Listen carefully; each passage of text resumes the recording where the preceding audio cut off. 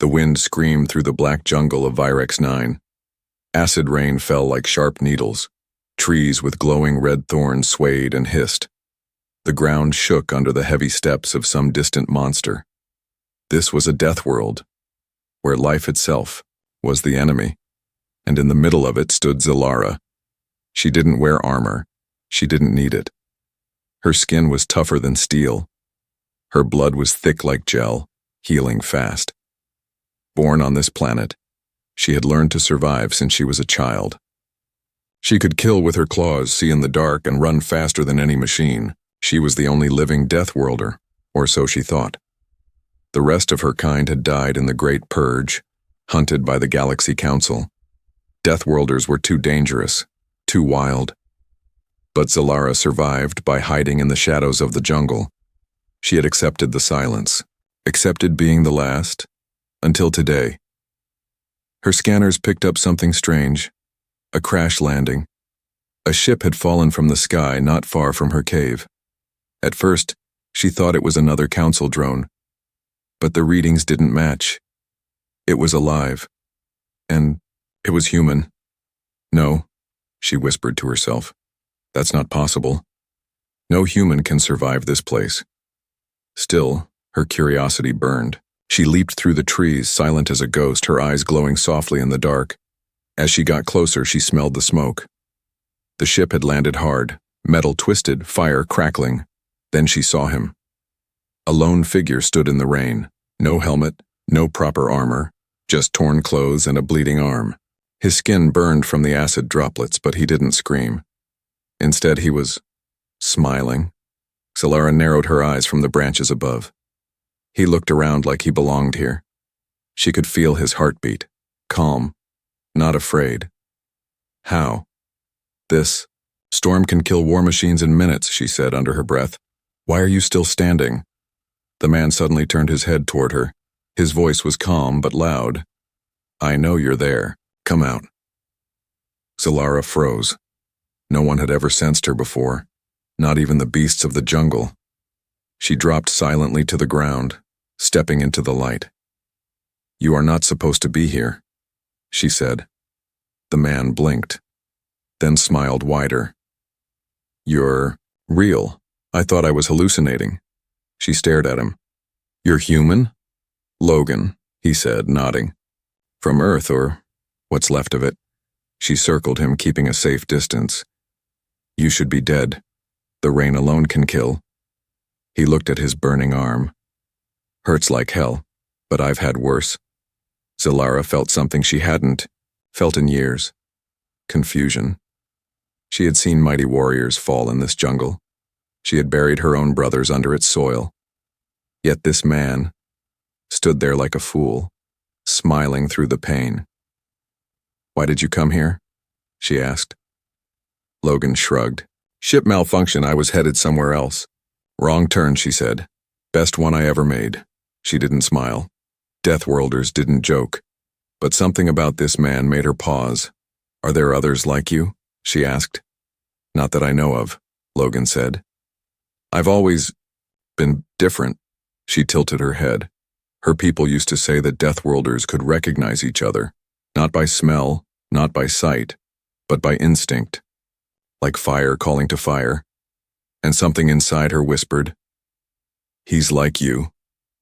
Suddenly the ground shook. A beast roared in the distance. Zilara snapped to attention.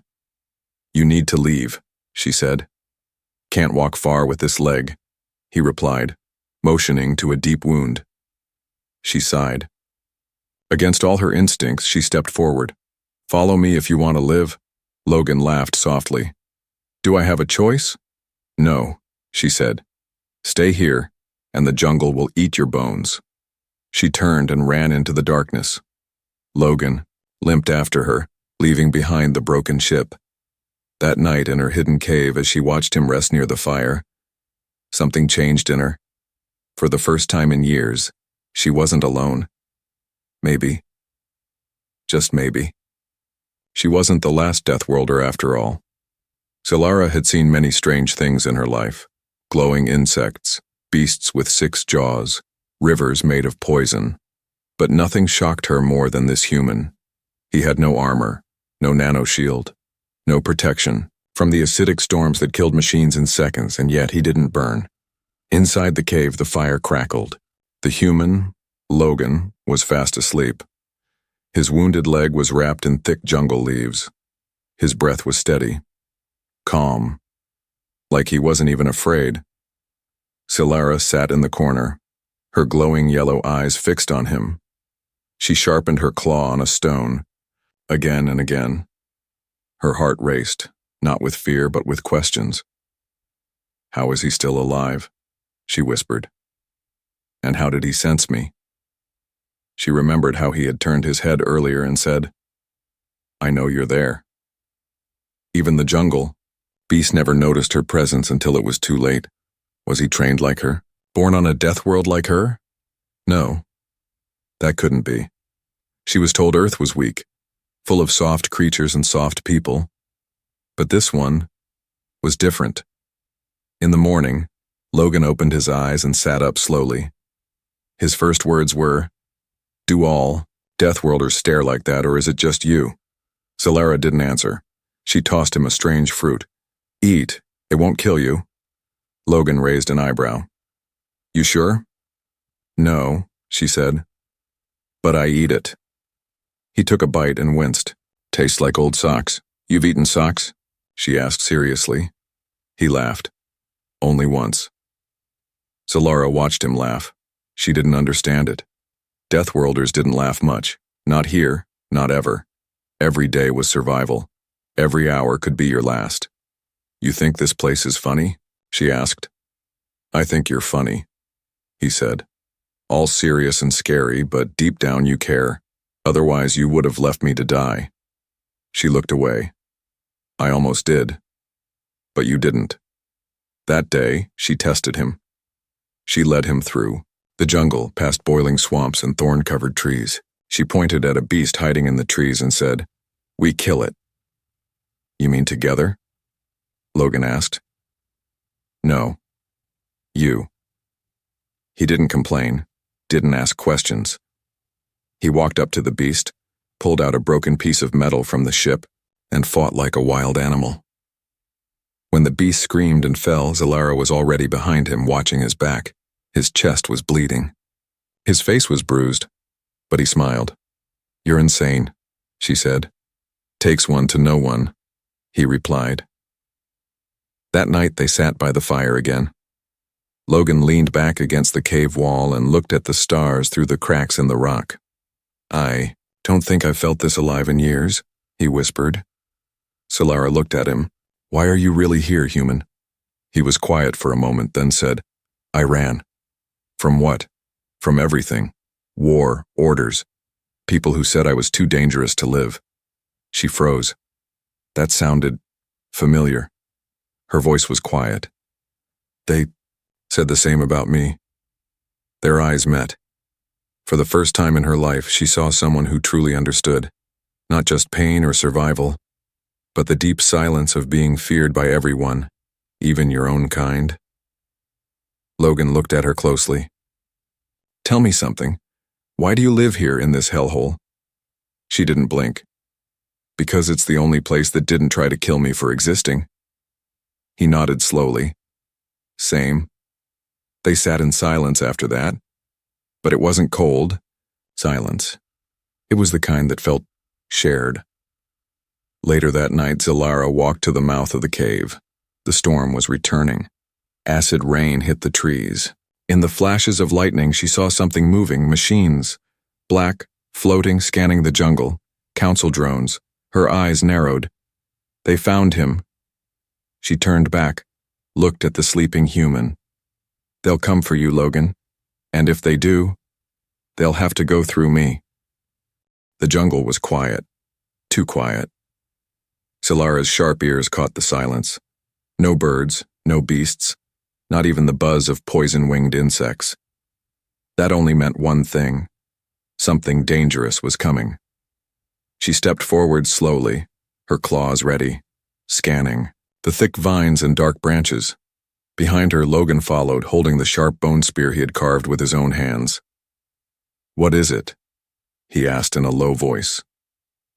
Either something is watching us, she said, sniffing the air, or waiting. Suddenly the trees exploded. A massive reptilian creature twice the size of a shuttle charged at them. Its teeth dripped green venom.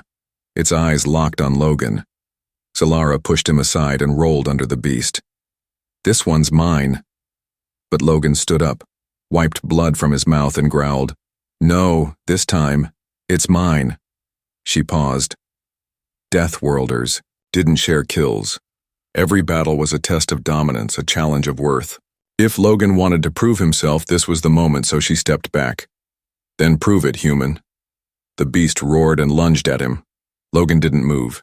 He waited until the last second, then dove to the side, stabbing the spear into the creature's underbelly. Acid sprayed everywhere, burning the trees around them. He ducked, rolled, grabbed a rock, and slammed it into the beast's eye. Solara watched in silence. Her heart pounded, not from fear, but from something deeper. Pride, excitement, respect. The human wasn't just surviving, he was fighting like one of them. The beast swung its tail, smashing Logan into a tree. He hit the ground, coughing up blood. The creature opened its jaws, ready to finish him, but Logan laughed. "Come on, ugly. Is that all you got?" The creature lunged, and Logan shoved the broken spear straight through its throat. It twitched, then fell, dead. Solara walked over and stood above the injured human.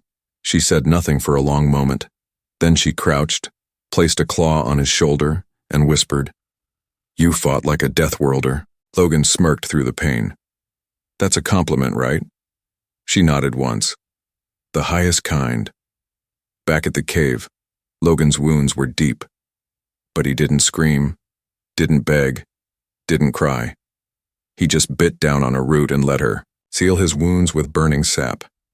"You should be dead," she said. He winced. "Yeah, people keep saying that." She stared at him. "You don't give up, even when the odds are impossible." Logan looked into her glowing eyes. "Neither do you." Suddenly she stood and pointed a claw at him. "Tomorrow, we fight again. But this time, against each other." Logan blinked. "Wait, what?" Solara stepped closer. "If you are truly a Deathworlder, you must prove it in the old way." He raised an eyebrow. "Let me guess. Fist fight under lightning?" She smirked. "Something rare." "Something like that." The next morning, the jungle skies rumbled. Purple lightning danced across the sky. They stood in a small clearing. No weapons, no armor. Just instinct, speed, and raw strength. Solara crouched, like a panther. Logan cracked his neck and grinned. "Ladies first?"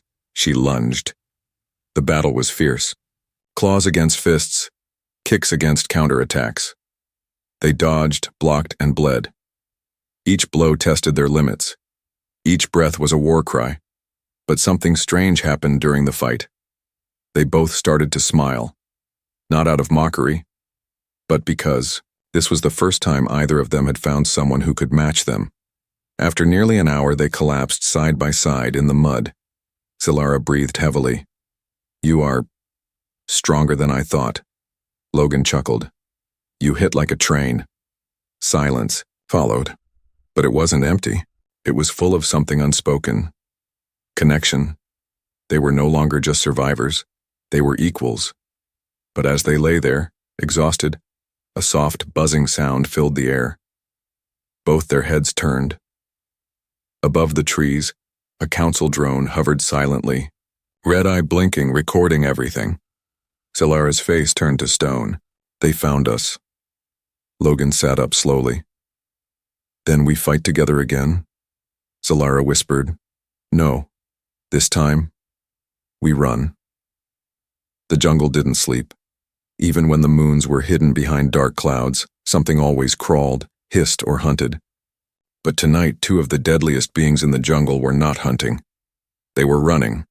Solara and Logan sprinted through the twisted roots and glowing mist. Behind them, the council drone floated silently, red eye blinking, calling for backup. "They'll send soldiers next," Solara growled, leaping over a pit of acid. "We don't have much time."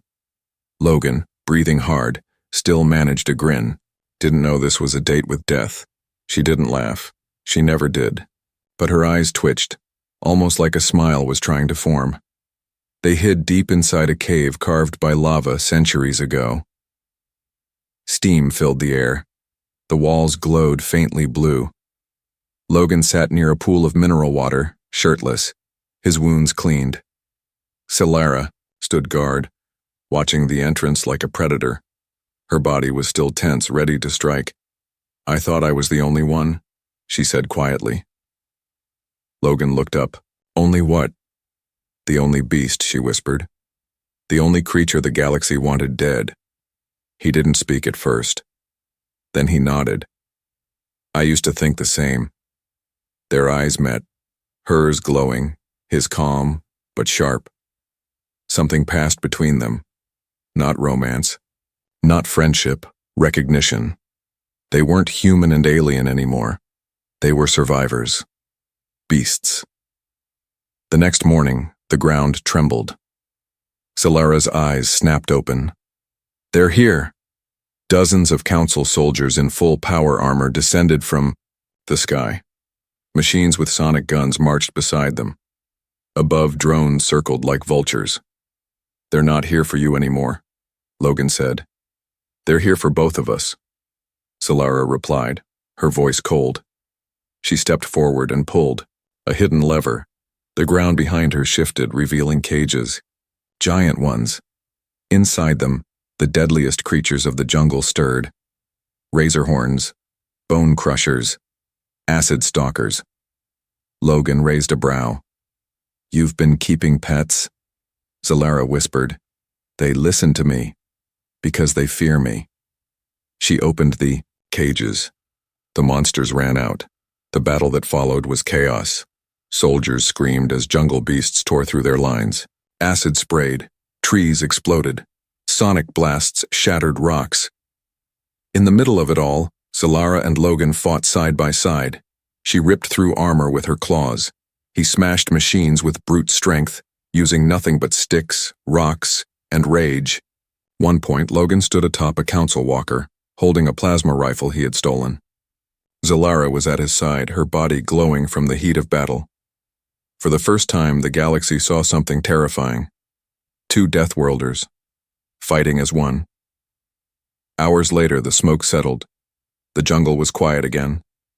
Bodies of machines and soldiers lay broken.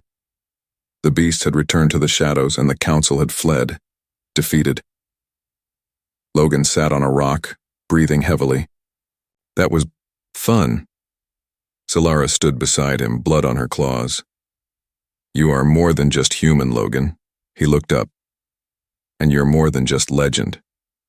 She looked into the distance. "They'll return, with more force, more weapons." Logan smiled. "Then we keep fighting," but she didn't smile back. She stepped closer and whispered, "No.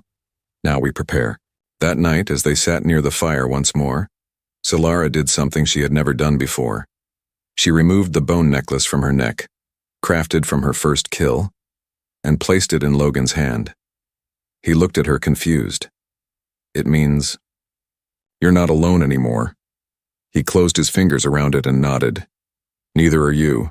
Smoke still hung in the air from the last battle. Logan sat sharpening a blade made from alien bone.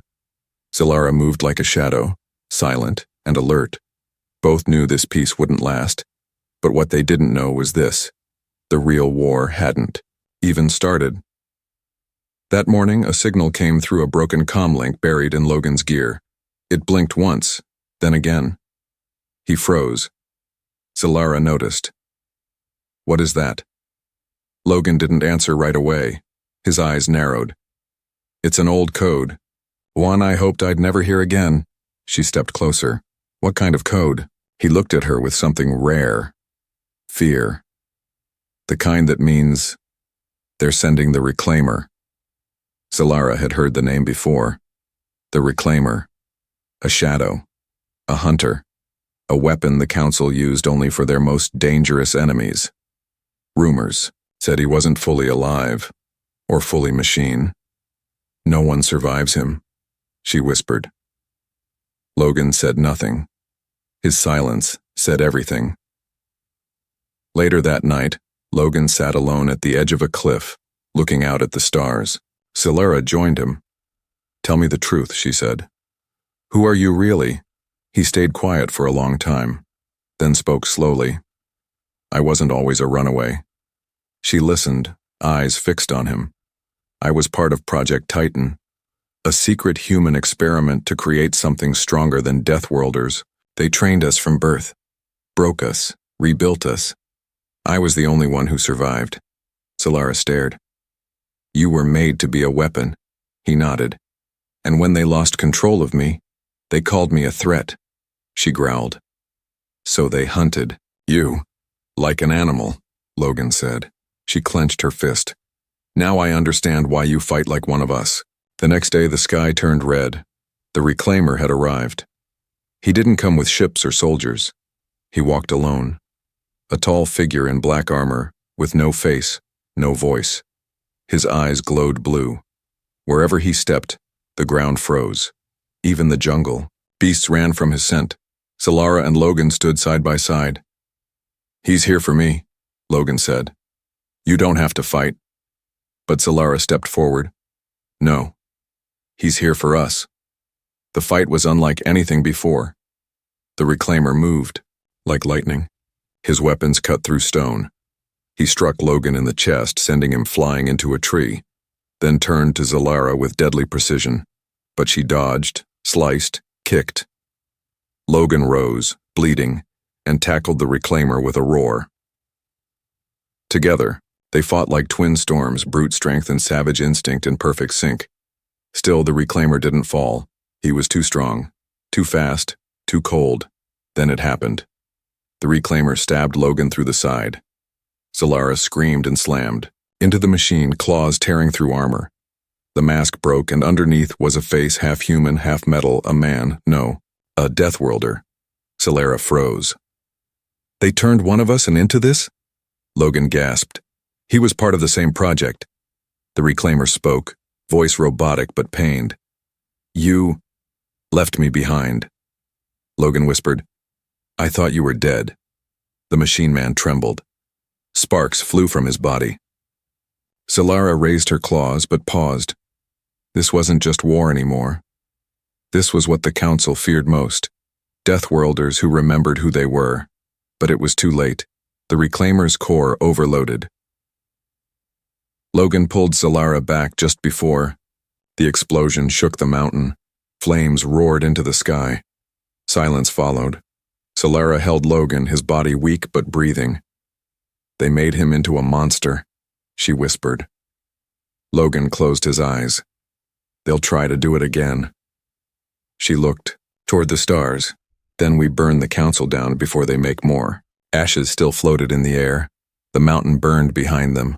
The reclaimer was gone, turned into dust, a broken tool of the Council's twisted plan. But in his death, he gave something back. Hope. Logan sat beside the fire, his hand over his wound. His body was shaking, but not from pain, from purpose. "He was like me," Logan whispered, "and they turned him into a weapon." Solara didn't speak. She stared into the fire, claws clenched, eyes glowing like twin suns. "They're not just afraid of Deathworlders," she said at last. "They're afraid of what we might become." Logan looked up. "And maybe it's time we show them." The next day, they activated the ancient transmitter buried under the cave system. Left behind by a long-dead alien race. It wasn't strong, but it reached far enough. Solara's voice echoed into space. "To those who were hunted, to those who were called monsters, to those who survived planets made of death, you are not alone. The time to hide is over. Come, join us. The Deathworlders are rising." And across the stars, they answered. From shattered moons to fire-covered planets, the message spread like fire. Forgotten survivors, hidden warriors, humans and aliens both, once believed extinct, heard her call. Ships started arriving one by one. Not armies, but individuals, scars on their skin, rage in their blood, strength in their eyes. Each one carried a story of betrayal. Each one wanted justice. Each one wanted to fight. Logan stood on a ledge above the jungle watching them land. "There's not many," he said. Solara joined him. "Enough to start a war." He smiled. "Or finish one." They built a fortress using jungle stone, steel from crashed ships and bones of fallen beasts. Traps surrounded the land, acid pits, spike vines, and sensor alarms. But this wasn't just defense, it was a signal. A new Deathworld. Reborn. Then came the final warning. A council warfleet appeared in the sky, black ships covering the clouds, like a storm. Thousands of soldiers. Dozens of bombers. Mechs big enough to crush cities. Their message was short. Surrender the humans. Surrender the alien female. Or be destroyed. Logan stared at the message, then spit on the ground. "I'll take destroyed." As night fell, they prepared. Each survivor carved their name into stone, not for memory but for honor. If they died, they'd die as warriors. If they won, they'd change history. Logan looked at Solara. "If we fall, they'll wipe us from the galaxy." Solara stepped closer. "Then we stand. And we make them remember."